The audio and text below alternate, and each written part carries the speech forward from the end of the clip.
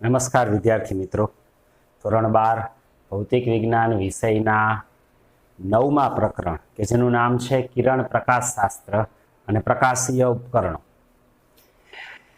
એનો આજે આપણો બીજો લેક્ચર છે. પ્રથમ લેક્ચરમાં આપણે પ્રકાશ, એની ઓળખ, પ્રકાશના પરાવર્તન અને એના નિયમો આપણે ભણ્યા હતા. ત્યાર પછી વિદ્યાર્થી મિત્રો આજે આપણે ગોળીય અરીસા માટે કેટલીક વ્યાખ્યાઓ ભણીએ. તો પહેલા જોઈએ ગોળીય અરીસો. ગોળીય અરીસો બે પ્રકારનો હોય. ગોળીય અરીસાના પ્રકારો બે પ્રકારો છે, આપણને ખબર જ છે. એક અંતર્ગોળ અરીસો અને બીજું બહિર્ગોળ અરીસો. એક અંતર્ગોળ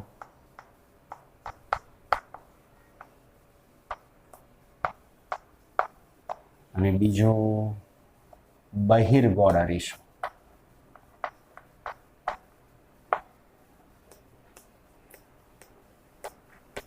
અરીસા વડે પ્રકાશના પરાવર્તન, અલગ અલગ વસ્તુ જુદા જુદા સ્થાને મૂકી એના પ્રતિબિંબ આપણે મેળવતા હોઈએ છીએ અંતર્ગોળ બહિર્ગોળ અરીસા વડે. આવા અંતર્ગોળ બહિર્ગોળ અરીસાના પ્રતિબિંબો મેળવતી વખતે રચનાત્મક આકૃતિ રચવા માટે આપણે કેટલીક વ્યાખ્યાઓનો ઉપયોગ કરીએ છીએ. આવી વ્યાખ્યાઓ જોઈએ. અંતર્ગોળ અરીસો, સમજો કે અંતર્ગોળ અરીસો તૈયાર કરવો છે તો ધારો કે એક ગોળાકાર કવચ છે. આકૃતિમાં દર્શાવ્યા મુજબ ધારો કે આવું એક ગોળાકાર કવચ છે.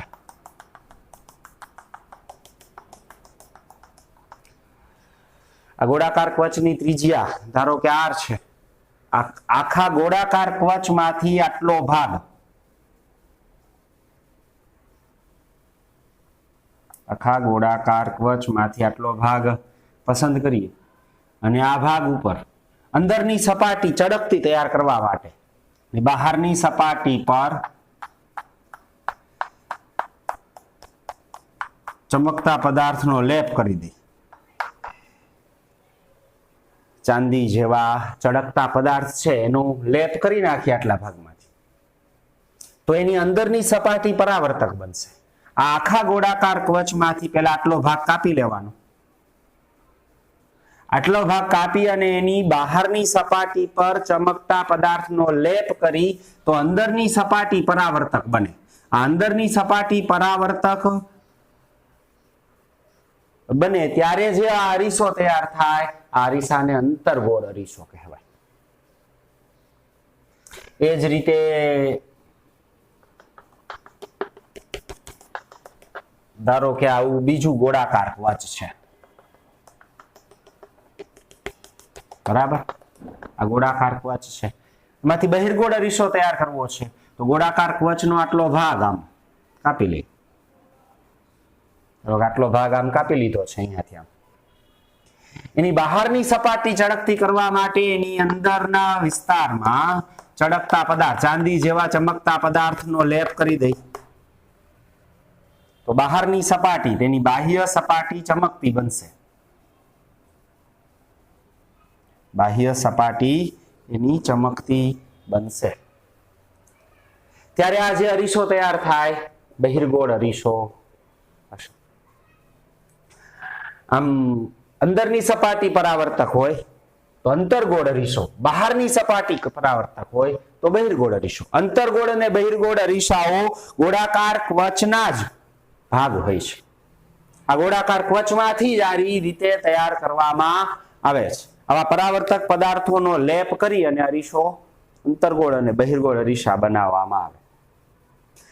અરીસાના મધ્ય બિંદુને અરીસાનું ધ્રુવ P તરીકે ઓળખવામાં આવે છે. પહેલી વ્યાખ્યા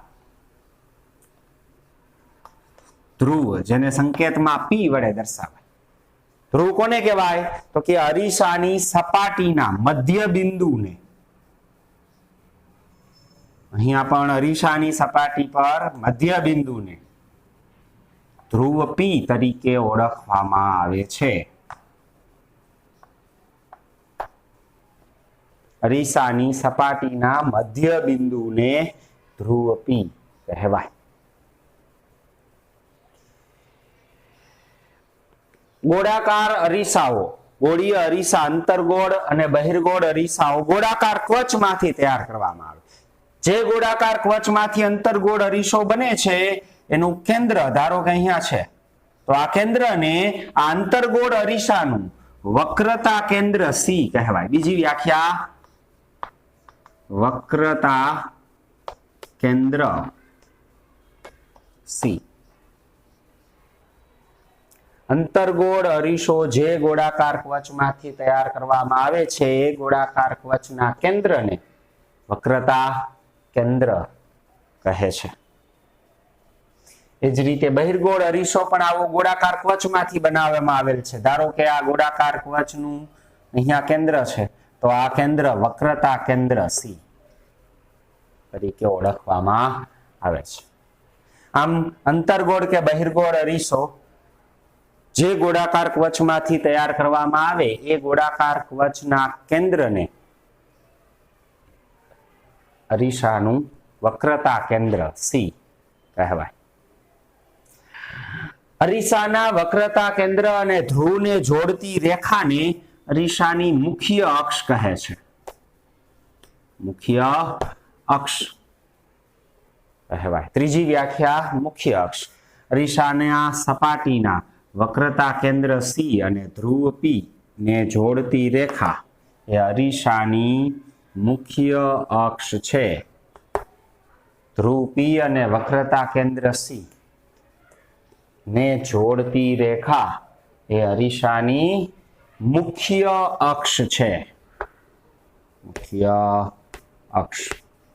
ગોળીય અરીસા માટે અંતર્ગોળ હોય કે બહિર્ગોળ હોય, અરીસાની સપાટી પરના ધ્રુવ પી અને વક્રતા કેન્દ્ર સી ને જોડતી રેખાને અરીસાની મુખ્ય અક્ષ કહેવાય. ત્યાર પછી વક્રતા ત્રિજ્યા. વક્રતા ત્રિજ્યા કેપિટલ આર. અરીસાના ધ્રુવ પી અને વક્રતા કેન્દ્ર સી વચ્ચેના અંતરને અરીસાની વક્રતા ત્રિજ્યા કહે છે. કેના કેના વચ્ચેનું અંતર? ધ્રુવ પી અને વક્રતા કેન્દ્ર સી. ધ્રુવ પી અને સી વચ્ચેના અંતરને અરીસાની વક્રતા ત્રિજ્યા તરીકે ઓળખવામાં આવે છે. તેથી વક્રતા ત્રિજ્યા આર એ આકૃતિમાં સી થી પી વચ્ચેનું અંતર છે. સી અને પી વચ્ચેનું અંતર એ વક્રતા ત્રિજ્યા આર છે. આમ ગોળીય અરીસા માટે અરીસાના વક્રતા કેન્દ્ર સી અને ધ્રુવ પી વચ્ચેના અંતરને અરીસાની વક્રતા ત્રિજ્યા કેપિટલ આર કહે છે.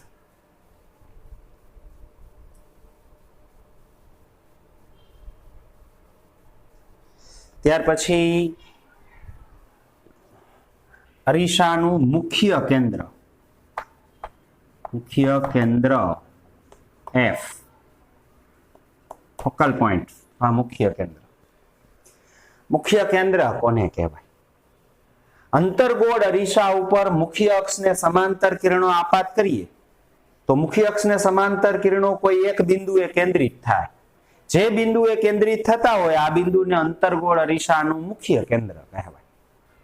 સમજો કે અહીંયાથી આમ મુખ્ય અક્ષને સમાંતર કિરણ આપાત કરવું તો આ જગ્યાએ ભેગો થાય છે. અહીંયાથી આમ કિરણ પસાર થાય, અહીંયાથી આમ આપાત કરો પાછું વળશે, અહીંયાથી આમ મુખ્ય કેન્દ્રમાંથી પસાર થશે. તો અંતર્ગોળ અરીસાનું મુખ્ય કેન્દ્ર આ એફ છે. એ જ રીતે બહિર્ગોળ અરીસા ઉપર મુખ્ય અક્ષને સમાંતર કિરણો આપાત કરો તો આ કિરણો અપકેન્દ્રિત થતા હોય. ધારો કે કોઈ એક બિંદુએથી છૂટા પડતા હોય તેવો આભાસ થાય તો આ બિંદુને અરીસાનું મુખ્ય કેન્દ્ર એફ કહે છે. અંતર્ગોળ અરીસા ઉપર કેવા કિરણો આપાત કરવું? મુખ્ય અક્ષને સમાંતર. સમજો કે આ મુખ્ય અક્ષને સમાંતર કિરણ આપાત કર્યું તો એ પરાવર્તન પામી આ રીતે અહીંયાથી આમ પસાર થશે. આવી જ રીતે આ બાજુ મુખ્ય અક્ષને સમાંતર કિરણ આપાત કરું તો એ પરાવર્તન પામી અને આમ છૂટશે. એ જ રીતે અહીંયા મુખ્ય અક્ષને સમાંતર કિરણ, તો અહીંયા ને અહીંયા દિશામાં પાછું વળશે. મુખ્ય અક્ષને આ સમાંતર કિરણો એ પરાવર્તન પામી અને જે બિંદુએ ભેગા થતા હોય અથવા ભેગા થતા હોય તેવો આભાસ થાય. બહિર્ગોળ અરીસામાં શું થાય? અહીંયાથી આમ આપાત કરો ને તો જાણે કે અહીંયાથી આમ નીકળતા હોય ને એ રીતે આમ કેન્દ્રિત થાય. આ રીતે આ મુખ્ય અક્ષને સમાંતર કિરણ હોય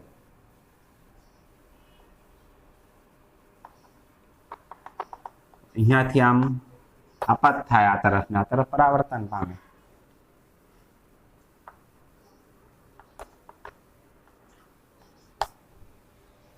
મુખ્ય અક્ષને સમાંતર કિરણો અરીસા પર પડતા જે બિંદુએ ભેગા થાય અથવા ભેગા થતા હોવાનો, અપકેન્દ્રિત થતા હોવાનો આભાસ સર્જે, છૂટા પડતા હોય એવો આભાસ સર્જે, તે બિંદુને અરીસાના મુખ્ય કેન્દ્ર F તરીકે ઓળખવામાં આવે છે.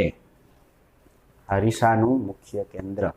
અંતર્ગોળ અરીસામાં ખરેખર કિરણો ભેગા થતા હોય અને બહિર્ગોળ અરીસામાં કિરણો છે એ અપકેન્દ્રિત થતા હોવાનો આભાસ સર્જાય છે. જાણે કે અહીંથી જ ઉત્સર્જન આવે ને એવું લાગે. ખરેખર અહીંયાથી આ કિરણ આમ વહી જાય, અહીંયાથી આ વહી જાય, અહીંયાથી આમ પાછું વહી જાય, પણ આ પરાવર્તિત થયા પછીના કિરણોને જોવો ને તો જાણે કે અહીંથી જ નીકળતા હોય ને એવો આભાસ સર્જે. તો આ બિંદુ મુખ્ય કેન્દ્ર, અંતર્ગોળ અને બહિર્ગોળ અરીસાના આ મુખ્ય કેન્દ્ર છે. મુખ્ય કેન્દ્રની વ્યાખ્યા કેવી રીતે આપવાની? કે ગોળીય અરીસા પર મુખ્ય અક્ષને સમાંતર કિરણો આપાત કરતા જે બિંદુએ આ કિરણો પરાવર્તન પામી અને કેન્દ્રિત થાય અથવા કોઈક બિંદુએથી અપકેન્દ્રિત થતા હોવાનો આભાસ સર્જે તો આ બિંદુને અરીસાનું મુખ્ય કેન્દ્ર F કહે છે. તો આ અરીસાના મુખ્ય કેન્દ્ર F. ત્યાર પછી કેન્દ્ર લંબાઈ, અરીસાની કેન્દ્ર લંબાઈ સ્મોલ f વડે જેને દર્શાવવામાં આવે. અરીસાના ધ્રુવ P અને મુખ્ય કેન્દ્ર F, P અને F વચ્ચેના અંતરને અરીસાની કેન્દ્ર લંબાઈ કહે છે. તેથી સ્મોલ f બરાબર F અને P વચ્ચેનું અંતર. અરીસાના મુખ્ય કેન્દ્ર F અને અરીસાના ધ્રુવ P, મુખ્ય કેન્દ્ર અને ધ્રુવ વચ્ચેના અંતરને અરીસાની કેન્દ્ર લંબાઈ કહેવાય. બરાબર. તેથી F અને P વચ્ચેનું આ અંતર છે. વ્યાખ્યા: અરીસાના ધ્રુવ P અને અરીસાના મુખ્ય કેન્દ્ર કેપિટલ F વચ્ચેના અંતરને અરીસાની કેન્દ્ર લંબાઈ કહે છે. F થી P નું અંતર, F અને P વચ્ચેનું અંતર છે. બરાબર.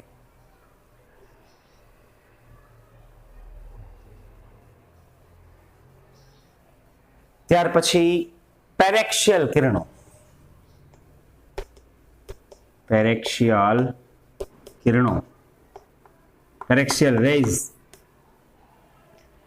તો પેરેક્શિયલ રેઝ અથવા પેરેક્શિયલ કિરણો કોને કહેવાય? મુખ્ય અક્ષની નજીકના કિરણો. પ્રતિબિંબ રચાવવા માટે મુખ્ય અક્ષની નજીકના જે કિરણોનો ઉપયોગ કરીએ છીએ, આ મુખ્ય અક્ષની નજીકના આ કિરણો પેરેક્શિયલ કિરણો તરીકે ઓળખવામાં આવે છે. મુખ્ય અક્ષની નજીકના કિરણો એ પેરેક્શિયલ કિરણો તરીકે ઓળખાય છે.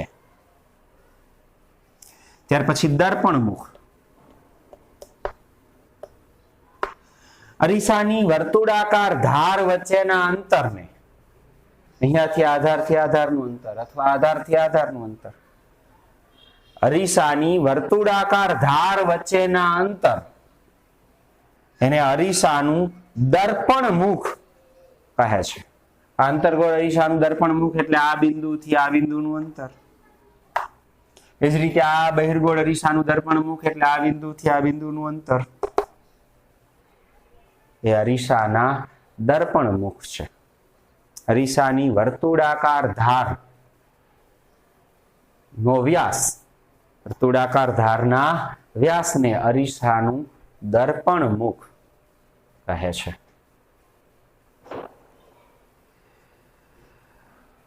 મુખ્ય કેન્દ્ર પાસે મુખ્ય અક્ષને લંબ સમતલ હોય જેને ફોકલ પ્લેન તરીકે ઓળખવામાં આવે છે. ફોકલ પ્લેન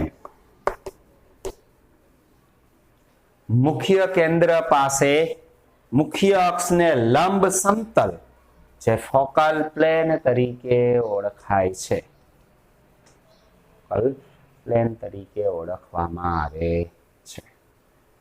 તો આ ગોળીય અરીસાઓ માટે કેટલીક વ્યાખ્યાઓ છે.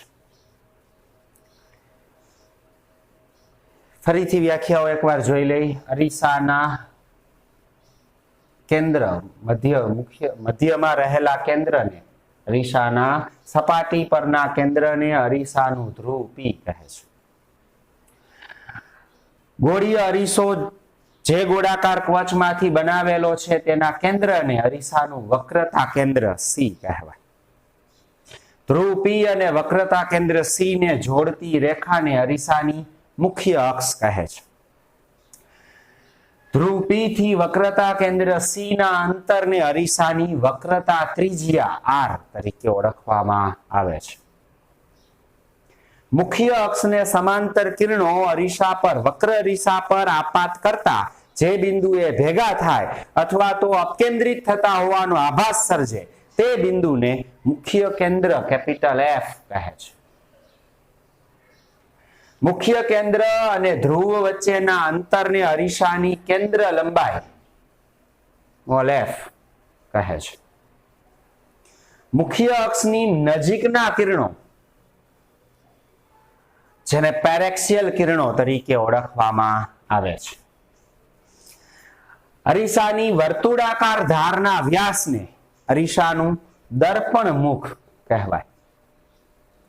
અને છેલ્લી વ્યાખ્યા, મુખ્ય કેન્દ્ર પાસે મુખ્ય અક્ષને લંબ સમતલ જે ફોકલ પ્લેન તરીકે ઓળખવામાં આવે છે. તો આ અરીસાઓ એના માટે વ્યાખ્યા છે. બરાબર. ત્યાર પછી હવે જોઈએ સંજ્ઞા પ્રણાલી.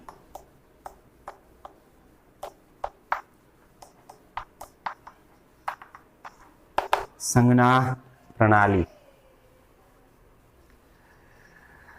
આપાત પ્રકાશની દિશાનું અંતર હંમેશા ધન લેવામાં આવે અને આપાત પ્રકાશની વિરુદ્ધ દિશાનું અંતર ઋણ લેવામાં આવે.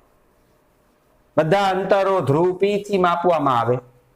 અરીસા વડે, અંતર્ગોળ કે બહિર્ગોળ અરીસા વડે આપણે સામે વસ્તુ મૂકીએ અને પ્રતિબિંબ રચાય તો કયું અંતર ધન, કયું અંતર ઋણ લેવું એના માટે સંજ્ઞા પ્રણાલી છે. પહેલી વાત, આપાત પ્રકાશની દિશાનું અંતર ધન અને આપાત પ્રકાશની વિરુદ્ધ દિશાનું અંતર ઋણ. બધા જ અંતર ક્યાંથી માપવાના? બંને અરીસામાં ધ્રુવ પી થી. આપાત પ્રકાશની દિશાનું અંતર હોય તો ધન લેવાનું, આપાત પ્રકાશની વિરુદ્ધ દિશાનું અંતર હોય તો એ અંતર ઋણ લેવાનું. મુખ્ય અક્ષથી ઉપરનું અંતર ધન અને મુખ્ય અક્ષથી નીચેનું અંતર ઋણ લેવામાં આવે છે. આપાત પ્રકાશની દિશાના અંતર ધન અને આપાત પ્રકાશની વિરુદ્ધ દિશાના અંતરને ઋણ લેવામાં આવે. બધા અંતર ક્યાંથી માપવાના? ધ્રુવ પી થી. અહીંયાથી આ બાજુનું અંતર હોય તો આપાત પ્રકાશની વિરુદ્ધ દિશામાં કહેવાય તો ઋણ હોય. અહીંયાથી આ બાજુ અંતર હોય તો આપાત પ્રકાશની દિશામાં કહેવાય તો ધન. એ જ રીતે ધ્રુવ પી થી વસ્તુ સામે મૂકેલી હોય તો આપાત પ્રકાશની દિશાના આ બાજુના અંતર ધન ને આ બાજુનું અંતર ઋણ. એટલે અંતર્ગોળ અરીસા માટે કેન્દ્ર લંબાઈ એટલે પી થી એફ નું અંતર આ તરફ છે, આપાત પ્રકાશની વિરુદ્ધ દિશામાં, તો અંતર્ગોળ અરીસાની કેન્દ્ર લંબાઈ ઋણ થાય. જ્યારે બહિર્ગોળ અરીસા માટે કેન્દ્ર લંબાઈ ધન બને.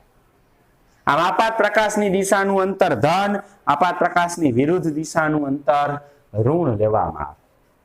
એ જ રીતે મુખ્ય અક્ષથી ઉપરનું અંતર ધન અને મુખ્ય અક્ષથી નીચેનું અંતર ઋણ લેવામાં આવે છે. આ સંજ્ઞા પ્રણાલી છે. સંજ્ઞા પ્રણાલીમાં 4 વાત. પહેલી વાત, આપાત પ્રકાશની દિશાનું અંતર ધન લેવું. બધા અંતર ધ્રુવ પી થી માપવાના, આપાત પ્રકાશની દિશાનું અંતર ધન. બીજી વાત, આપાત પ્રકાશની વિરુદ્ધ દિશાનું અંતર ઋણ લેવાનું. ત્રીજી વાત, મુખ્ય અક્ષથી ઉપરનું અંતર ધન. કોઈ વસ્તુ અહીંયા મૂકેલી હોય તો વસ્તુની ઊંચાઈ ધન કહેવાય. જ્યારે ચોથી વાત, મુખ્ય અક્ષથી નીચેનું અંતર ઋણ ગણવામાં આવે છે. એટલે કોઈ પ્રતિબિંબ મળે અહીંયા આમ ઉલટું ઊંધું તો એ પ્રતિબિંબની ઊંચાઈ અંતર નીચે તરફ છે મુખ્ય અક્ષથી, તો ઋણ ગણવાનું. આવી સંજ્ઞા પ્રણાલી ચોક્કસ નક્કી કરવામાં આવે છે. બરાબર. તો આ અરીસા માટે કેટલીક વ્યાખ્યાઓ અને સંજ્ઞા પ્રણાલી. બરાબર. અરીસાની કેન્દ્ર લંબાઈ અને વક્રતા ત્રિજ્યા વચ્ચેનો સંબંધ આપણે આગળના લેક્ચરમાં જોશું. બરાબર. આજે વિદ્યાર્થી મિત્રો અહીંયા સુધી રાખીએ. બરાબર. આ બધી જ વ્યાખ્યાઓ ખાસ જોઈ લેજો, તેમજ સંજ્ઞા પદ્ધતિ ખાસ યાદ રાખજો. બરાબર. કંઈ પ્રોબ્લેમ હોય તો કહેજો. સારું, ચાલો, નમસ્કાર.